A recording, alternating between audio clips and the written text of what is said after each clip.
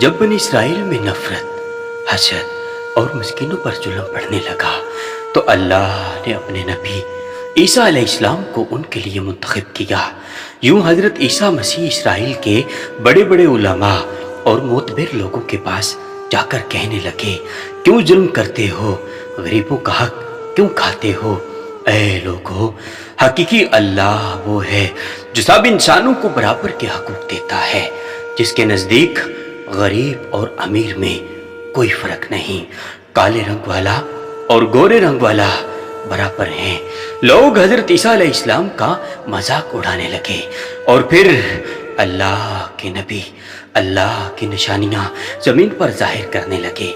آپ کو مسیح اس لیے کہا جاتا ہے کیونکہ مسیح کا مطلب زمین پر کثرت سے سیاحت کرنے والا، ہاتھ پھیرنے والا، کیونکہ اللہ نے آپ کے ہاتھ میں شفا رکھی تھی۔ جب آپ نابینا کی آنکھوں پر ہاتھ پھیرتے تھے تو وہ دیکھنا شروع کر دیتا تھا۔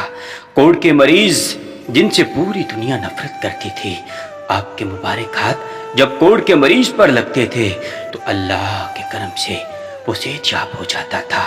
آپ مٹی کے پرندے بنا کے جب فضا میں پھینکتے تھے تو مٹی کے پرندے زندہ ہو کر اڑنا شروع کر دیتے، اور جب بھی آپ کسی مورتی کے اوپر ہاتھ رکھتے تھے تو وہ اللہ کے فضل و کرم سے زندہ ہو کر چلنے لگتا تھا۔ بنی اسرائیل کے لوگوں نے جب یہ معجزات دیکھے تو دن بدن آپ کی باتیں سننے لگے، آپ کو اللہ کا نبی تسلیم کرنے لگے۔ اس وقت کے بادشاہوں اور عالموں کو یہی ڈر تھا کہ کہیں ہماری حکومت ختم نہ ہو جائے، کہیں لوگ عیسیٰ مسیح کو اللہ کا نبی سمجھ کر بادشاہ نہ بنا لیں۔ تو یوں بنی اسرائیل کے بادشاہ اللہ کے نبی حضرت عیسیٰ علیہ السلام کو شہید کرنے کی سازش بنانے لگے۔ حضرت عیسیٰ علیہ السلام پوری قوم سے مخاطب ہو کر فرمانے لگے، اے لوگو، اللہ سے ڈرو، میں بھی اللہ کی طرف سے آیا ہوں تاکہ تم آپس میں پیار، محبت اور امن کے ساتھ زندگی بسر کر سکو۔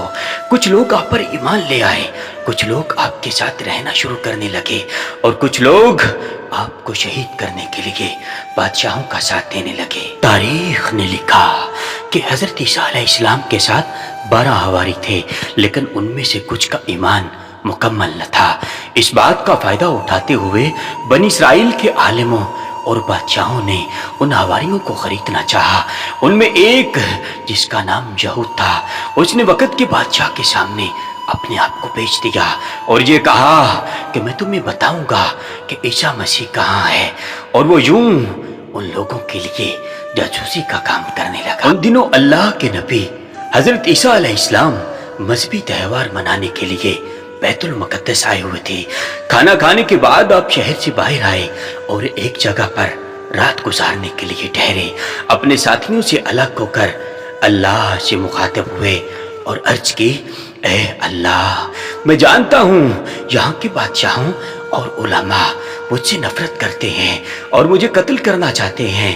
اے میرے اللہ، میری مدد فرما اور مجھے ان کے شر سے نجات دے۔ تاریخ نے لکھا کہ اتنے میں جبریل امین اللہ کے حکم سے نازل ہوتے ہیں اور فرماتے ہیں، اے مریم کے بیٹے، اللہ فرماتا ہے کہ اللہ آج رات زمین سے آسمانوں کی طرف آپ کو اٹھائے گا، تیرا رب تمہیں ان لوگوں کی شر سے بچائے گا، اور وہ لوگ جنہوں نے تیری تعلیمات کو تسلیم کیا ہے، اللہ انہیں کافر اور مشرک لوگوں پر فضیلت بخشے گا، اور قیامت کے دن اللہ اس کا فیصلہ کرے گا۔